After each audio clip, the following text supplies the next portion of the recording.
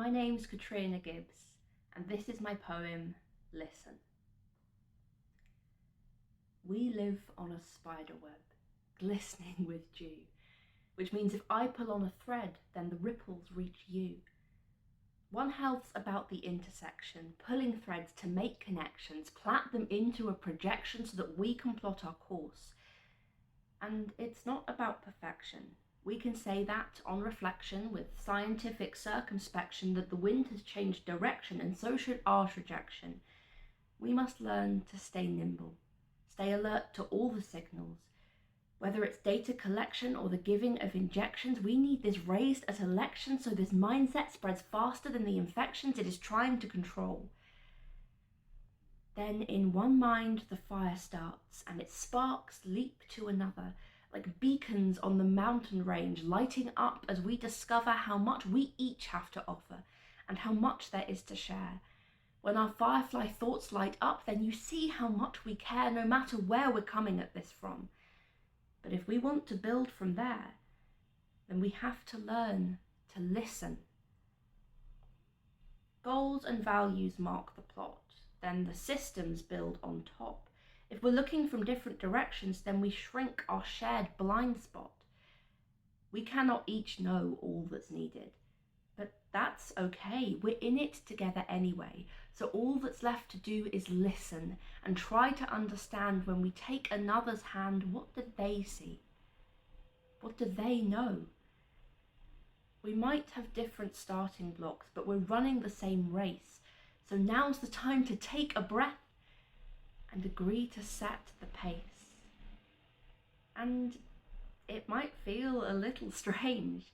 We might have to rearrange our expectations of these relations and navigate their fluctuations with curiosity and respect. When it comes to this, the letter C somehow says it all for me. We need to build a community coalition with communication, collaboration, cooperation, consultation to build a One Health nation beyond countries' borders and from the ground up.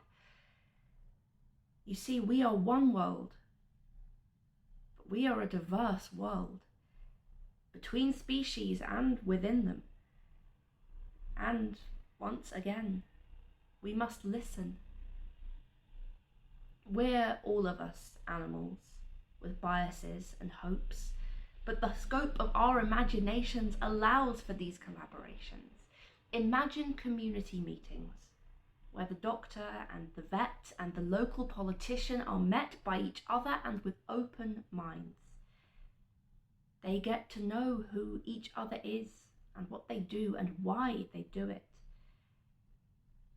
Maybe they'd find more in common than they think, that their plans and needs overlap and link in all sorts of ways at their local level, that maybe there are ways that they can better wrestle their burdens together. Maybe these groups could run joint surgeries, discuss how they'll tackle emergencies, take research from the universities and plug it into their communities like worker bees buzzing for the good of their home. And once these groups are used to less working alone, then they can go to teach and learn from the next town over, and the next, and the next, until all the world is talking about how we do things best. To start with, at least, these things will need facilitation. But the future I want is one where we use our education to brave what we're not used to and listen to those we find there. A future where we find shared goals, define our roles, and don't impose but include. These partnerships can go places.